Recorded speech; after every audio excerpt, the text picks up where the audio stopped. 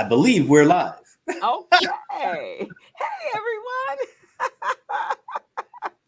I believe we're live. Yes, we are. Okay. So All right. how was your weekend? It was very mellow. I had to work Sunday, so I wasn't able to go on this incredible motorcycle ride. Everybody had a great time, I'm sure. They went all over. They went down to Oceanside and up and around through the wine country and back up through Lake Elsinore and, oh, and then back over to Orange County. I just know they had a fantastic time. And Why couldn't you go? I had to do some work, and then after a while, I just was like, oh boy. Oh, wow. Was that like the first major Yeah, ride for the season? it is for this group. Yeah, so Okay. hopefully I can beg and plead for them to let me go on the next one. Oh, okay. Do you normally ride with a group or?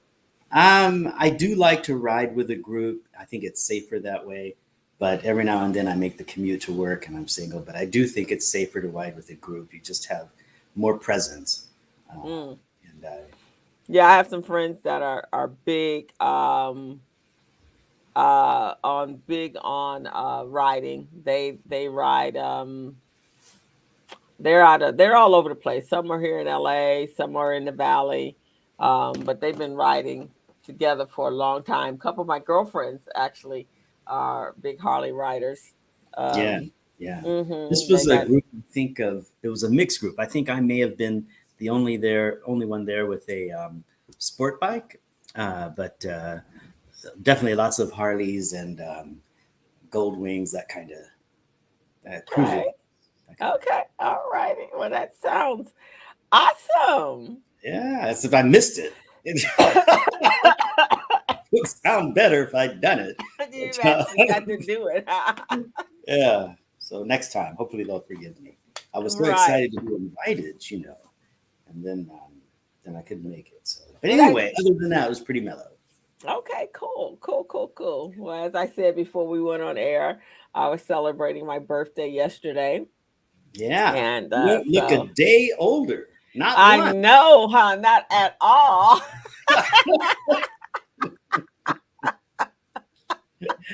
Good That's a thing good to thing. have good genes. There you go. There you go.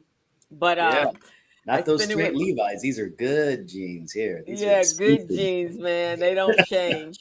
Spent it with my sister. We did a garden tour, and I had some fun. And so I'll be celebrating for the entire month. So Good for you.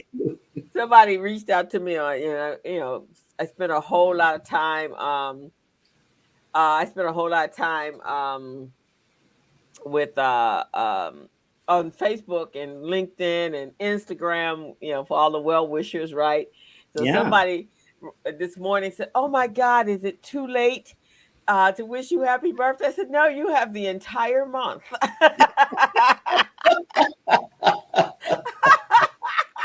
Start now. Yeah. And if you'd like to treat me to a drink, you got the entire month. Treats can always be worked in. There you go. Yeah. Now the day is my niece's birthday. She was born the day after, on May 2nd. So Oh today's her wow. birthday. Yeah. Okay. So Where is she? Is she the one in Egypt? she's the one in Egypt. Hmm. Ooh. So Did I they, reached out. they must have birthday celebrations in Egypt. Yes, they do. So I Yeah. reached out to her this morning, and she actually reached out to me on Saturday because May 1st was on Saturday in her country. So actually, her birthday was yesterday. Oh wow. But for us, I mean, because depending on the time. So right now, I Yeah. believe she's asleep. But I sent mine out early this morning. So That's super cool. so I'll be seeing her in August. I'm going there for the birth of the baby. Oh, that should be cool. Have you been to Yeah. Egypt before? Huh? Have you been to Egypt before? I have not. So Oh this would wow. be pretty incredible. She won't be able to be up and around to show me around, but I Yeah. have friends that have been there. And Yeah. so one of my friends is giving me sending me over her travel, her a tour guide that she used there that was pretty awesome. Well, So yeah, you may want to be careful. Those Egyptian means, you might come back hooked up or hitched up, all now hitched. I am way too independent for for a country that feels that is a patriarch. You Yeah, only know yeah, me a little bit, but I think what you do know yeah. about me. That's true. That's true. Yeah, that's probably not going to fly very well. No worries there. So Well, what's so our yeah. topic today? Well, I think we have a couple of them. Of course, we're going to talk about beneficiaries and the Sharpe ratio, and Okay. then also I think I put on there something my mother used to say to me, and that is, it doesn't matter what the deal is, somebody's making money on that deal. And so those don't all go together. But I was sitting around this weekend thinking, I need to talk about this, and they're not long enough for one particular Right. broadcast. So I thought I would just stick them all together. So with your fair forbearance, we'll No, go no, for it. I love it, and I know I sent you something because we had actually talked about this was Bitcoin allowed into 401ks, No, and were oh, you shocked when because I know it was coming, right? I know. Yeah. It's a friend of mine was talking with a colleague was talking with me about this same sort of thing that folks are doing with annuities, and that they're making them more mutual fund like, and variable and what have you. And not that that's a crime. Variable immunities immunity has been around forever. So Right, right, they're a right. wonderful tool. They are actually. Hmm. But he was saying that they're doing so many things to these annuities that the reason people bought them in the first place is disappearing, right? So the reason people bought them was so that you could get a modicum of return, but at Right, least you wouldn't lose money. So you got a floor and a modicum of return. And now they're getting them so that they float up and down and all this kind of stuff. And, um, I don't want to get any cards and letters, but it's as though you have a mutual fund, you just make less money. And that kind of flows into what our first thing is that we're going to talk about. And okay. that is the Sharpe ratio, Sharpe's ratio. Have you heard of the Sharpe's ratio? No, I have not. Okay, so back in the way back when I was a young pup, Oh, you're a young pup. Okay. um, A history lesson, right? yeah, someone came to our office, and they were complaining that one of their clients had asked them for a portfolio's Sharpe's ratio. And this young lady at the time, at that time, she and nobody else in the office knew what that was. So we were all Okay. shocked, and we're all pretty. We call ourselves fairly good students of the industry. We had to go back What and what'd you say? Darn, how'd that one get by? yeah, right. Whoa, my goodness. And it had been used so infrequently, and I think that oh, excuse me, that well, I mean, the market was going so well that people were just getting like, you know, what do I do here? What's the deal? When's that other shoe going to drop? And essentially, Hmm. a Sharpe's ratio is a measure of the volatility of a particular fund when you compare it to another asset, the volatility of a particular asset when you compare it to another asset. So, for Okay. example, if you had a large cap stock fund, and then you had Hmm. another large cap stock fund, and you're trying to figure out which one to invest in, and you've gone through all of my tests and you still can't figure out which one to invest in, then Okay. then you might want to look at the Sharpe's ratio. The Sharpe's Sharp. ratio tells you, okay, relative to something that we're going to call not volatile, this particular asset has this particular volatility. So and I don't like to speak in terms of risk or non risk. I don't think Right. those are good words.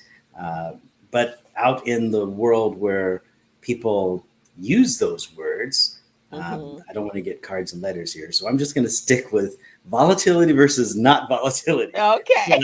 out in that world over Okay. there, where people use Okay. that R word, you might be able to use the Sharpe's ratio to help you determine which one of those is going to be more, again, volatile uh, Okay. than the other one. And so, why would we want to talk about that? Well, volatility, that's your measure of how far things go up and down. So, how far Mm-hmm. they stray from a particular item. And I think the good thing about the Sharpe's ratio, and I could go over let's see if I have it here. No, I don't really have it here. I pulled I was up going to the, you say I mean could the, give you the equation, but it's no fun to okay. know the equation. Um, but the volatility of an asset compared to the volatility of another asset um, can help you determine what your particular risk is with regard to that, right? Or you can have Okay. some type of indication. So the thing you have to remember, though, is that the volatility of one, I'm sorry, you just want to go back and say, you just want to make sure you're comparing apples to apples, right? So Okay. if you're looking at an asset, the stock of a um, airplane manufacturer versus the Okay. stock of another airplane manufacturer, the Sharpe's ratios usually go between 0.75 and 1.5. So if the usual volatility of that asset, a airplane stock, is Okay. 2, then if you have a Sharpe's ratio of 1, that may or Mm-hmm. may not be appropriate. So you want to make sure you're doing apples to apples. You want to make sure you have some history behind there as to what that volatility looks like. You want to make sure that your beginning point, the point that you're using to determine no risk, what that Mm-hmm. asset is. So roughly taken, you could say that the Sharpe's ratio is going to be the return of an investment divided by the return minus the uh, risk-free return of the current investment. So you have, based on the volatility of this one particular investment, usually we use something like um, a tips fund, Okay. or a bond aggregate, something that's pretty non-volatile. Okay. And we're going to compare the return of a non-volatile asset to this asset that you're choosing. So it's just an indicator, but it does help investors determine which one of these things is going to be more volatile compared to the thing that I have, Okay. or between two things, if that makes sense. Oh, Does that yeah, make it does. sense? It Okay. does. Yeah. So when someone says to me, okay, I want to invest in tree farms in Mongolia. So now I've got a choice. So is there a particular tree farm in Mongolia you want to invest in? Or do you want to invest in just tree farms in Mongolia? Right? So we take the return of tree farms in Mongolia, we compare that to something fairly stable like tree farms here in the US, compare those returns, and then that's where our beginning is. And now we take some other asset, tree farms in uh, Argentina. Mm. All right, so then we compare the volatility of the tree farms in Argentina to my risk-free tree farms here in the U.S., and we Okay. compare the two to see which one is more volatile, right? Oh, okay. Which is right. So that's basically how that works. So I wanted to tell people that because often folks come to me and they say, "All right, so Javon, my cousin invested in the market and he invested in this particular stock and he made tons of money on it. How do I do the same thing?" Mm. And I say to them, "Well, um, how much did he lose before he got there?" Right? So, is one thing we tend to look at what happened afterwards. We tend to look at, oh, how people went to the bank and made tons of money. We Right. we fail to look at all the times they lost money. Right. Right? So um, this one time they hit it big, and they're able to pay off their debt Mhm. Mhm. Mhm. and move forward. So we have to take one way to finally try to sort of get there is to take a look at the volatility. Unfortunately, it doesn't tell you when it's going to be volatile, just that it is It is volatile. volatile. And it's interesting because, I think, like there's certain groups of people that don't invest in the stock market because they're so risk adverse, right? And they don't Yes. understand it. But one of the things that they do understand is that you can lose your money. Yes. They Yes. understand that. And then like your sharps and other things, it seems like it's so, in some cases, if you don't take the time to study it, or at least find someone that is uh, um, a professional in that space, you could lose your money. And so I think the more information that we do provide for people, it is very important, right? Because it is a way to invest your money and to make money, but it's not a magic portion. It's not a magic pill. It's a long-term investment. Yeah, I think you're absolutely correct. A great example. I had a friend that was talking with another financial advisor, and that advisor had said, "Look, you've had this portfolio for a while, like this. You haven't done anything to it, and you've done fairly well." Well, that's a that's a judgment call right there because it's Mhm. it's looking like this now, but we don't know what happened a year ago or 2 years ago and 3 years ago, right? We're only looking at what's happening right now. We got this little Right. picture of time, so we don't really know how well that is. We just know that it's more than it was when she started it 3 or 4 years ago, or maybe 10 years ago. Mhm. Okay, Mhm. so that's a judgment call there. And Mhm. then the person said, "I think going forward, you want to take that you might want to make some changes," and which is fine. I would say as another advisor, that's Mhm. probably correct. my Mhm. next my next phrase would be, you want to take that questionnaire so we can figure out what your risk tolerance is now, so that your portfolio reflects Mhm. who you are, and that way Mhm. you can make decisions based on what's going on in your life rather than what's going on in the market, because the market is going to change and we don't know what that's going to do to us. That's what Mhm. I would say. Her financial advisor said, you may lose money, okay, Mhm. if you don't, right? Um, and so I was thinking about that, and I think her financial advisor is spot on. She may lose money, right? Mhm. But because the financial advisor didn't have a risk tolerance questionnaire and they hadn't been communicating, the advisor wasn't able to talk to my client about what her risk tolerance is, or to assess, lose money now, is that a good thing because I'm making money, or lose money Mhm. now and that's a bad thing because I had X amount of dollars and now I've lost money, or Mhm. losing now and who cares, it doesn't really matter because I'm not going to use this for whenever, or I need to do something right now so that Right. I can prepare, or for one of three eventualities. I'm going to make Right. money, it's going to stay the same, or I'm going to lose money and I don't care. Right. So um, I think this financial advisor was a very kind person and was a very professional person. She just didn't have the information that she needed to guide my friend.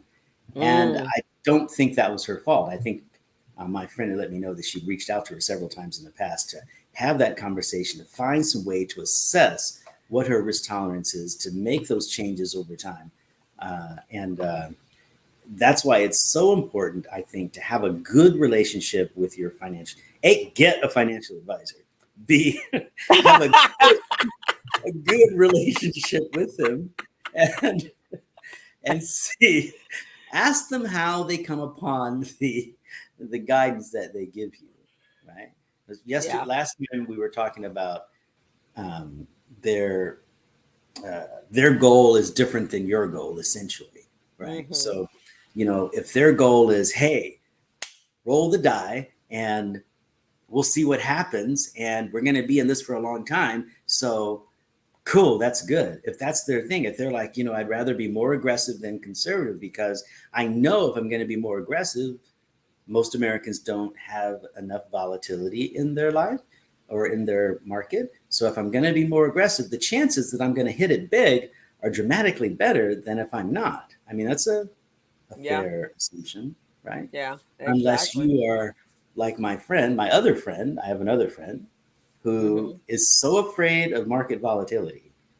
I mean, he doesn't even go to the beach. He's so afraid of the tide coming in and out, right? Well, now So, that might be ultra conservative. that's ultra conservative, right?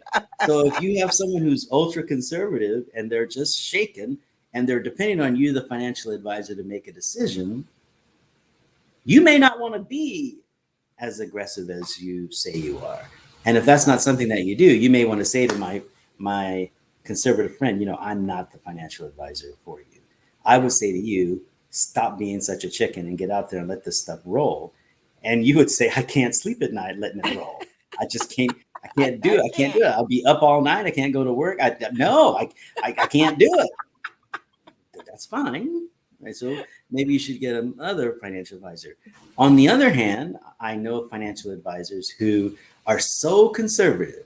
The first thing they do is talk to you about insurance, which is important, but they can't get into the market. They're like, I'm not going to get into the market. I can only do products where you don't lose money. Okay. So super like bonds and Super stuff, huh? conservative, right? Yeah. Even more conservative than that, right? More conservative than that. Wow. Yeah, right. I remember Javon, when I was really interested in learning more about the stock market and investments and so forth and so on, before jumping in there. So TD Ameritrade actually had a weekend like boot camp. So Ah, I yes. attended. It was a boot camp, and so we went and we learned a lot. I mean, it was pretty awesome. But there was a lady sitting next to me, and at this time, day trading was really popular, right back at Yeah. remember back there, what is that, 10 years ago? And she was saying they were asking everyone why they were there. And so she basically was saying, well, I kind of did this the backwards way. I really didn't understand the stock market, but she's an adrenaline junkie, and so she felt this fed into Her with her thing. money, with Right, her right. thing, right? Yeah. And she was retired. I think she had money outside of her retirement, obviously, but she had lost just under $250,000 in her day trading. And Woo! right. And so now she felt it was necessary for her to come back and get the education. Like, and I'm sitting there going, oh my God, I think I'm in the wrong room. Well, you don't win big unless you play big. I mean, you gotta, you gotta, you gotta roll some dice there. That's a little racy though. So that would be that Yes. ultra. That would be on that Ex- far, far, far ex- extreme. There So you go. she But wanted to if you now can lose, learn how to do it properly, yeah, and if you and can how do it, to if you can lose analyze. quarter mil, maybe that ain't a big deal. If you can lose quarter mil and Right. still go to class, not all of us can do that. Right, exactly. Some of us need a part-time job. Right. So she obviously could do that. And Yes. so she wanted to learn how to analyze stock and when to really buy it, and just to be able to have more knowledge. So she was copiously taking notes. I guess she had a lot more to invest it than we did. And she had suffered a great loss, so it really gave her much more motivation than the rest Yeah. of us in the room Yeah. had. We learned a lot, but I Yeah. think she learned even far more than all of us did. Sounds like could be. What we've got a couple other topics we'll move on to, but I just wanted to say that maybe we can cover it in another show. But I think that most of the things that people need with regard to analyzing stock or bonds or investments or Investments, assets, let's call it that, assets, analyzing assets, have more to do with who they are as people than the particular asset or the stats of that asset. And Mm. I'll just say that right there. You Okay. really have to know who you are. And if you can know thyself, then you'll probably do just as good with a few rudimentary analysis choices. Okay. Uh, and if you can stick to it, right? Hmm. That's the deal. So again, knowing yourself, that's the key. Okay. Um, Beneficiaries. Now I Ah. know I know you probably love the topic of beneficiaries because I'm going to make you not like me, but I Okay. think it's important. So just be prepared to not like Okay. me. Right. All right. So I'll just apologize right now. I'm so sorry. Okay. Okay. All right. So um, I had a boss back in the day when I worked as a claims adjuster, and she would say, if it ain't there, it ain't there. And Right. she was referring to the files that we would put together for folks. If a person came in that made a claim, then we'd write something down. If we didn't write it down, we told them on the phone, and they called and said, well, he told me X, and X isn't in the file, then it ain't there. So if it's Right. not there, it's not there. You need to start doing something interesting to make sure things work out right. So, Hmm. and that's the way we look at beneficiary declarations. Um, Aside from our feeling of people controlling things from the grave and people getting what they're owed and what they're supposed to have, aside from that, when you take a look at beneficiary declarations, if it ain't there, it ain't there. So the person who's going to get the money is the person that is named. It Hmm. doesn't matter if they worked hard their whole life. It doesn't matter if they had to take care of the cats. It doesn't matter if they took care of the person on their last day. If it ain't there, if their name isn't there, it's not there. So, Hmm. and it's a harsh thing to realize. I have some folks in my family who have worked hard for other people in the family, Hmm. especially in their older years, taking Hmm. care and doing all kinds of things, and they weren't named in the will the way they thought they should be. Mm. Oh, that's tough. And they weren't given the money the way they thought they should be, right? So I want to encourage everyone that they should, number one, keep that beneficiary information up to date. It's not tough to change. You can always change your beneficiary. You can always do it at the last minute.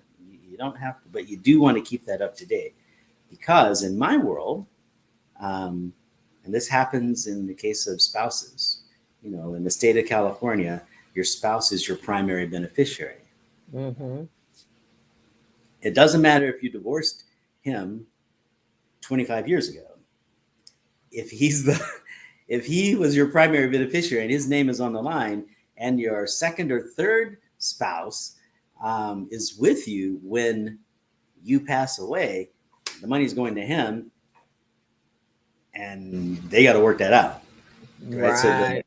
the uh, the mutual fund company and the broker agent, the human resources person, I'm sorry, they're not going to be trying to figure that out. So if you want to avoid a horrible court case, because that's exactly what it's going to be, right? You've got this guy, he's got the money. He was your spouse 25 years ago.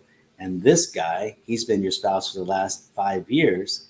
And he's been the one taking care of you, but you haven't changed the name on there. He's going to be upset. Theoretically, he should be the one to get your uh, assuming all things being equal, he should be the one that gets your retirement.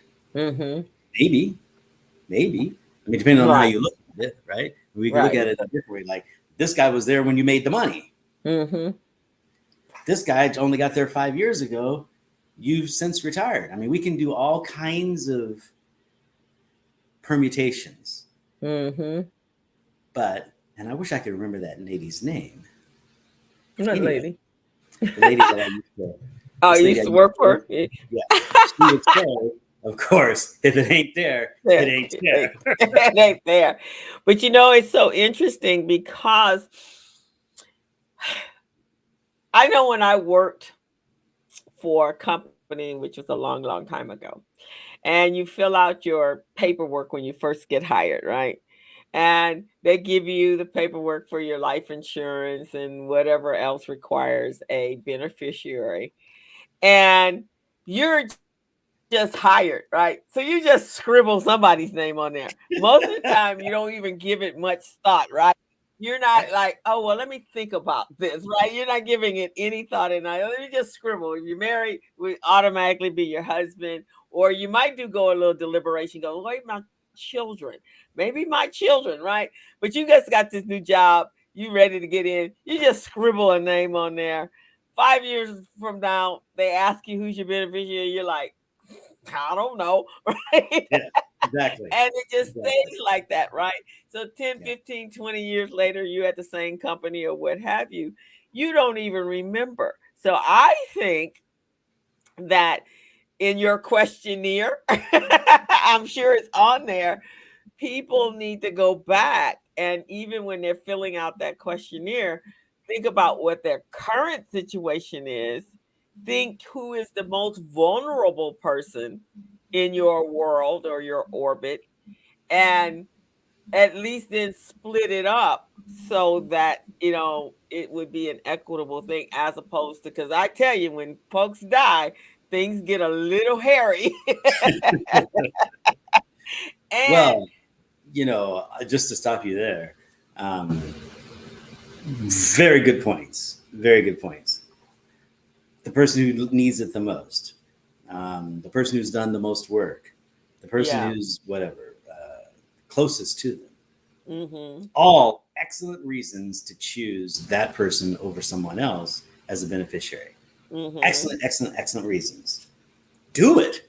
I mean, that's the whole deal is do it. Don't let somebody else figure that out, right? Right. That's the whole deal. Because John Q. Public and XYZ judge, they don't know that. They Mm-mm. don't know that. And the mutual Mm-mm. fund company and your former boss, they don't know that. And to be Mm-mm. honest with you, you don't want them to know that. A, it's none of their business. But B, Right. they will screw it up. They'll get the names mixed up and all kinds of stuff. Right. Exactly. So you need to put it there. The cool thing about the beneficiary form though is you can always, always change it. Change it. And I'll tell you this, I have friends of mine, admittedly they didn't have any money, but I have friends of mine that they were proud. It was the one thing they could give to their spouse was Right. that when they passed away, she or he would be the major beneficiary of their assets. Um, Mm-hmm. a lovely gift, right? A Mm-hmm. lovely gift. But Mm-hmm. I think it is something we want to think about that way. Uh, that is, how do I want this to happen? Right. Especially, and this is a good time to do that because the one thing that we do know that a lot of people, lost their lives in COVID unexpected. A lot of Yeah, family members, you had no idea. I mean, I've been getting notifications of friends that I'm just blown away, who passed away, and you had no inkling, no health, no anything, but that took place, and so it definitely changed a lot of our world. So it's something I think that should be looked at on a periodic, annual basis, maybe or every two biannually, I just to think you're make right. sure. Yeah, Yeah, I think you should put go every back and yeah, not just wait for some life changing event like a divorce or something like that. It yes. should be something that you should be looking at, periodically, frequently, to make sure that you're making changes based upon your life, especially when you get to past the age of 50, because things I happen. think you're right. That's excellent advice. Excellent advice. Excellent guidance. Because you're right. Especially when you get past 50, things can start happening in your life. They happen to all of us, and Mm-hmm. so picking the right beneficiary for what your needs are, because that's Mm-hmm. after all, that's what they're doing, right? When they're Mm-hmm. trying to figure out who this money should go to, it's based on your needs. It's not based on what the criteria that you were talking about beforehand, right? Right, we have this concept of controlling things from the grave, which would suggest that whatever the person in the grave wanted, that's what's going to happen. Well, Right. nobody knows any of that except you. No. Yes. So, if you want to have if you'd like to create some confusion and you like the idea, all these people pissed you off anyway. Let Let them them fight fight. over it and you gone, right? If that's the first moment of peace you've ever had, that you kind of like the idea. Right, exactly. If that's your Exactly. deal, right? But seriously, I think you're so spot on. Uh, if you want to make sure that those special people in your life are um, I don't use the word hooked up, but receive those assets, Hmm. then you want to write that down and you want to let those folks know. And if that changes, one of them could pass away. One of them could, all kinds of things. All kinds of We things could have take place. different terms. You could say, Bill was a great guy. I want everybody in Bill's family to get X amount. Hmm. Okay. Or Bill was a great guy. I want Bill and his siblings to get X amount. So Hmm. if Bill's gone, then his siblings get that amount, right? Right. You can do that as well too, and it's very easy to do that. Your advisor can talk to you about persterpes, and they can talk to you about different other beneficiary terms and things, and you can set it up so that everybody you want to take care of can have that opportunity or that benefit of being Right. taken care of. It's not tough. If you want your children, and you're thinking, wow, I'm 27 and my children are 3 and 4. Hmm. We're going to be together for a long time. And if something should happen to me, though, they're not going to be able to do something. If I and my spouse die in that plane crash or something like that, well, what about a trust and the trustee of the trust? Hmm. That person Hmm. Hmm. set that up, right? Don't leave your kids out there to be dangling. Yeah, Uh, exactly. or well, my sister's going to take them. Well, okay. Yeah, but you don't know that your sister gonna take them, and here there, especially depending on their age, you want to be very definitive. You want to be very deliberate, very deliberate. Yes, very On deliberate. my I have some friends who are just that. They take care of kids. They have that documentation to make sure mhm. kids are taken care of. As attorneys, they do that for people. Yeah, yeah. So I did a show on the business zone. Month of April was financial literacy month. So this Friday, we closed it out with part three of our financial literacy training, Oh, and cool. yeah, and so I had a question, a hypothetical question. What would be the steps that you would take if you were blessed with a windfall? Like, so $1 million and up in windfall, and what would be the steps people would take in order to secure that you handled that windfall appropriately?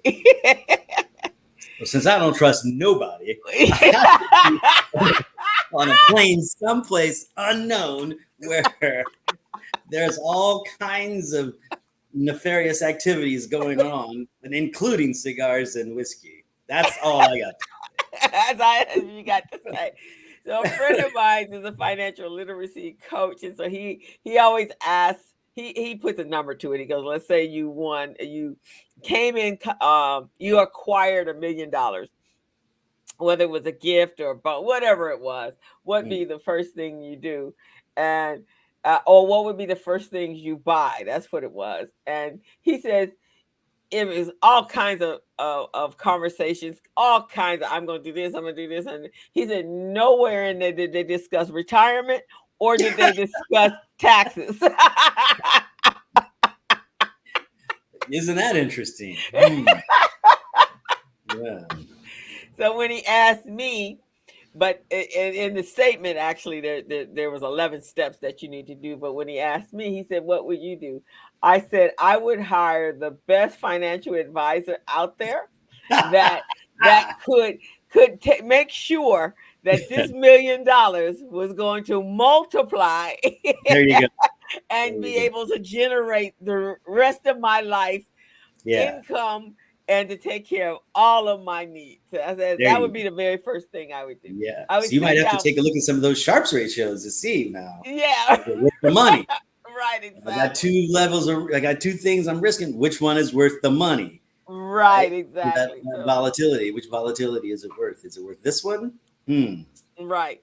What do I do with that money? So that was my answer. I wanted the best one who one could save me on taxes, Hello. uh, and to make sure that this windfall would be my blessing for the remainder of my life. There you go. That's what I would There you do. go. And you Maybe know, I'm that kind of brings us to the last thing that I wanted to talk about, which is, and I'm pretty sure this was my mom that told me this, is that okay. it doesn't matter what the deal is, somebody's making money on that deal. Right? Mhm. So I think the corollary to that is, when does that turn to you? When do you get to make money on that deal? And so when you're looking at that asset that you're going to buy and the strategy that you're going to use, the first thing you want to look at is who making money? Who's Mm, making money on this deal? And do I like that? Right? I right. mean, do you like the idea of giving money to that company, that board of representatives, board of Mhm. investors? Do you like the idea of that particular corporation? Do you like that? Mm. Is it okay for them to make money on the money that you're on you? Right? Mm. And then when you turn around, all right, so who's making money on this deal now? All right, who's going to be making money on this deal when it turns around? Who's making money on this deal because it's not turning around? Mhm. And am I okay with that situation? Asking yourself the question of who's making money on the deal now and in the future, maybe even in the Mhm. past. Enough times where you feel comfortable about, all right, is it okay for me to give this money away? I think Yeah. that was Yeah. mom. Well, mom, that was very wise, wise advice, mom. Right? Because you gotta think things through on a bigger picture. Moms are all about bigger pictures, right? Moms are that way. Yeah, moms are right there. Just whatever's on the surface, look behind it, open it up, do some Open that up. There you go. investigation, do some research, and There find you go. out where and if it fits you. Yeah. Yeah. And that's wise advice for your mom, because your mom has been gone how long? Oh, about 12 or 13 years now. Yeah. So, we live a whole different world now where money seems to be everyone's motivation, good or bad, right? I don't Yep. think 12 years ago we might have been getting there, but we weren't there yet, right? Yeah. Yeah. And we weren't where we are today, Exactly. where by hook, crook, however you damage, whatever you do, just make sure you get the money on the other end of it, right? So uh so it's a different world we live in now, so you do It's a have different to thing. really think about, well, okay, who's really benefiting from this decision right about now, right? Hmm. And do I benefit? Do anyone that I care about, or my philosophies of life, are they benefit? Oh, it's just to line your pocket. Okay, no. Yeah. No. Right. Right. Yeah, Or just in the case of my friend, she said, "Where should I put my money?" And I'm like, we were talking about a particular investment, and I told her, "You're going to lose money. That's it. You are going to lose money." Now, mm-hmm, you can give this company your money in hopes that when the market comes back, they're going to be able to do something with it. But for right mm-hmm, now, you're giving them money, you're losing money. mm-hmm, Your stock portfolio is going to go down from here. mm-hmm. You're not making money on that unless you think like buying a house where you can buy low and sell high. Now, if you think Right. that way, you're making Yes, money. that's true. But if you Yeah. don't, yeah, you're losing money, and that's a tough place to be because we typically look back when we're evaluating what Right, happened. exactly. Like, well, remember when? No, too late. But that's why, my mentor and Warren Buffett, in his very conservative he don't take a lot of risk. But I like his philosophy: invest in something that you know is not going away, that people have to use every single day, no matter what. If that's toilet paper, people gonna use toilet paper every single day of their life, right? Food, you're gonna eat every single day of your life. That's very interesting. I've never heard his philosophy put that way before, but I definitely get that. I definitely Yeah, get it. That he's makes very very, good sense. especially now that he's in his 90s. He said when Gates came to him, and when he met Elon Musk one time, and but it was actually Gates in the early days of the computer, of the mic of yeah, the computer world. And he said they came to him and asked him would he be interested in investing in computers. He goes, and this is the early days. He goes, hmm, spearmint gum or computers? I wonder which one people are going to use every day. That's just before he compares everything to spearmint gum because he's invested in Wrigley spearmint gum. Well, I mean, that's not a bad idea. I mean, I mean, people are chewing spearmint gum for days on end. Right, exactly. So Yeah, everything he does, General Electric, insurance companies, everything he does is something that people are using every single day. awesome. That And makes that's a lot how of sense. so when that was when Bill Gates came to him. Now, of course, computers are something we're using every single day. And I Yeah. think when Elon Musk came to him with the electric car, he's like, "Oh no." And I really don't think he's changed his mind on that one as of right now. Yeah. Well, that reminds me, I did a proposal for a client a few days ago, and I went to or actually, I asked one of my vendors to put together a proposal for a client, and then I asked another one to put together a proposal, and we were just going to compare the two and see which one to go with. Hmm. And my first friend put out what they were going to propose, and then we looked at it versus the second friend, and we're like, that's just not going to cut it. I mean, are you sure that's what you can do? Uh And huh. he said, well, that's what we can do. And I thought, okay, cool. Well, that decision's easy, right? Hmm. So they're both of them are colleagues of mine. Hmm. So the sales rep was talking to his support people, and his support person is a lady, and she said, can't we do something else? Can't we do something else for Javon? And my colleague said, we can't win them all. We're Yeah. not going to win them all. Some of them we got to let go.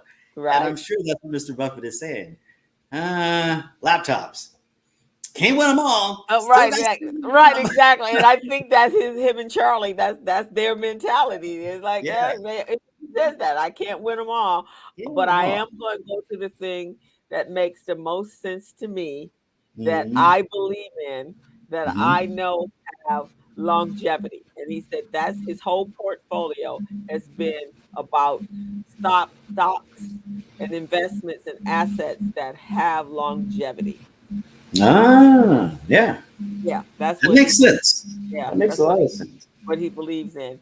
And so, when for especially if this is your first venture into this, into your even understanding your retirement plan, but Yep. whatever that is, start with what makes sense to you. Start with things that have stood the test of time. Yes. No matter what has gone on in the world, whether it's been a recession or pandemic or war, there are certain things that have stood this test of time. And no matter what they are, they're going to always be here.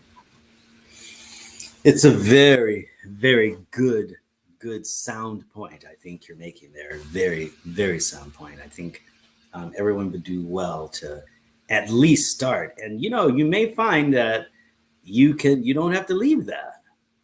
You Right. may find that that's just fine, right? Um, and then there's other situations too. I think I'm not going to quote here, but when I was working at the Vanguard Group, someone published a study that suggested women investment clubs outperformed their male investment clubs 66% of the time. That was back in Mm, the day, right? okay. Yeah, and the reason is exactly what you said. Women investment clubs tend to invest in things they know. Mhm. They tend to invest in what they live with, what they care about. Mhm. Mhm. So just as a, I'm not going to, but just as, for example, if women, if more people in the club that liked the particular car versus another car, then Mhm. that's the company they'd invest in because they knew if they added this or if they didn't add this, if they had some information about the new thing or whatever, they knew what that would do to the sales of the car or the usability of the car. And if that Mhm. detracted or increased, then that's how they would invest. Safety. There you go. Right? Safety for their children, and they Sure. also invest in health and wellness, and Sure. they also help education for their Mm-hmm. children. That those are the things that's most important to women is health and Mm-hmm. wellness. They're really focusing now on self-care and safety. There you go. That's The, what yeah. they're focused on. Yeah. The Hmm. interesting thing about the scenario, though, was that when male investment clubs outperformed the female investment clubs, it was because of the risk that they took. Yeah. So, you know, and the the lesson from that isn't that only is that there's more than one way to skin a cat, right? I mean, Hmm. you can do that different ways, but the other is a balanced view is not a bad thing. Sometimes if you don't know about something, it's a good idea, right? And Hmm. but lots of times, if you're going to invest in what you know, invest in what Hmm. makes sense to you, right? Hmm. Um, and um, and do your research along those lines. And I think you'll be generally a happier investor. Those Yeah. poor folks that just put the money in there because it's going up. Ah, went up last week, should go up next week. Why not? Yeah. It No, went it down. doesn't. It goes up and down. Sometimes it's quite scary, but if you know it's there for the long term, you're like, okay, it'll pick itself back up shortly, and you got to balance it out and that kind of stuff. But no, you just can't. It's like that's what I call when I talk to my business owners when I'm asking them how much revenue they are forecasting for the end of, for that year, right? I always ask them that question in December, and the very first part is like, okay, so how much money would you like to make for this year? And they're like, I don't know. I said, so okay, are we just gonna take out the dartboard and we're just gonna throw a dart at a number, and then we're not gonna know how we got to that number? Okay, no, we're not doing that. We're gonna do some forecasting. Hello, hello. Do a little of that. Yeah, a little bit of that, that little bit of forecasting. So we're not guessing. Or no, I like it when they get their taxes, when I do their financials at the end of the year, they go, I made that much money? What? Where did Did it you go? have did you have a clue? And that's the next one. Where did all of it go? Maybe you engage my services in January as opposed to engaging me in December. You'd know where that went. Yeah, You know where that went all throughout the year. That's the goal. there you go. There you go. So I think it applies to anything that has to do with the value of money and being able to make sure money is available for your use and can fit and take care of you and whatever other obligations Right, that you have. right. I couldn't agree more fully. Couldn't agree more fully. Hmm. All righty. So I don't have another topic for today. Okay. Shall we close You have a the we broadcast already out? had did we do our don't be this guy? We haven't done that in a Oh, little while. we haven't done that in a little while. I know. Um, We haven't. it is a good part of the show. I would say that, and I'm just doing this off the top of my head, so please Okay. forgive me. But I would say Don't be the guy that invests in something just because his friends invest in it. Do Mm. some research. I don't think you have to understand the inner workings of a combustion engine to drive a car, right? So I don't think you need to get down and dirty into all the I's that are dotted and the T's crossed and all of that. But a little bit more than learning how to spell what the organization, what that asset is a good thing, right? Yes. So just because your friend investment, have something behind you there because it helps you determine if that's a good investment for you. And then Hmm. the last thing I would say is if you're going to day trade, I don't want to know about it, but if you're going to day trade, take the emotion out of the equation. Mm. Don't be that guy who emotionally invests. Don't do that. Please don't be that person that Yeah. emotionally invests. I like that. Good advice. Good advice. Because it's not an Hey, emotional thing. it's just money. That's all.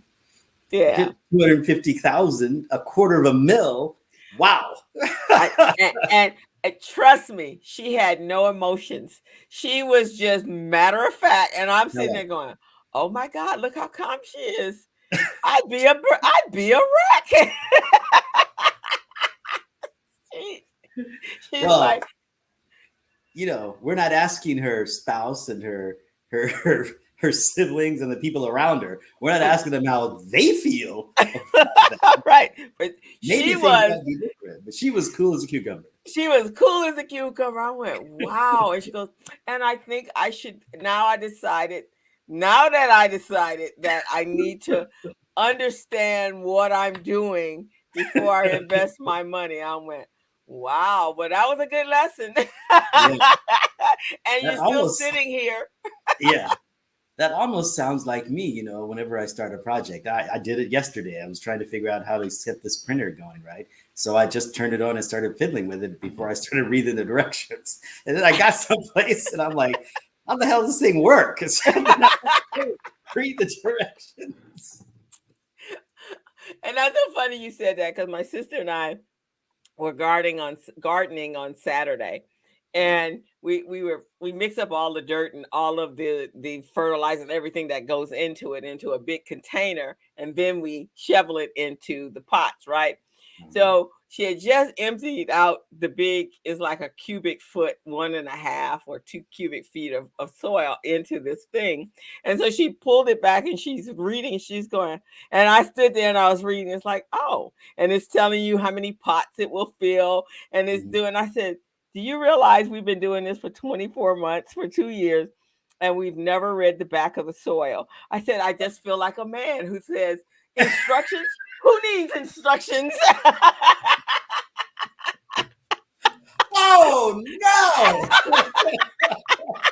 No. As Who true as needs? that is, I don't know if you can say that on the broadcast thing. I Oh don't my know. Who needs these darn instructions? Oh wait, where are the instructions? goodness. Words I've often said. Oh wait, where are the It's instructions? right. Yeah. See? If I was smart, I would probably know that in 2 or 3 different languages. Where Right, are the exactly. instructions? Oh. All right, man.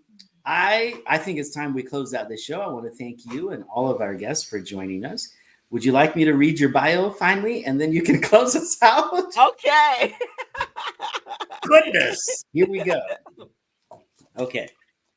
Hello, everyone. Please meet my friend and colleague, Crystal Mitchell. She's a business coach and consultant, the CEO of Mitchell Business Solutions, co director of Recycling Black Dollars. She's the co host of The Business Zone with Crystal and Gilbert, another weekly broadcast show. She's an instructor at Mount San Antonio Community College, a certified network for teaching entrepreneurship instructor, and a QuickBooks Pro Advisor financial strategist. Thank you, Crystal, for joining me today. And who are you? I'm Javon. I'm that licensed retirement plan advisor dude. Okay. After all of that, Well, as Javon says, taking a time out and making sure you review your beneficiaries is very, very important, and understanding what your tolerance is. We won't use the R word. What your tolerance is. And then his final was, just because your best friend is investing in an asset does not mean it's an asset that is perfect for you. So do your Right. research. Do So some that research. is our closing remarks. All righty. Thank you, Crystal. Great seeing you. Great seeing all of you folks that joined us. Have a great week. All right, everyone, and bye bye.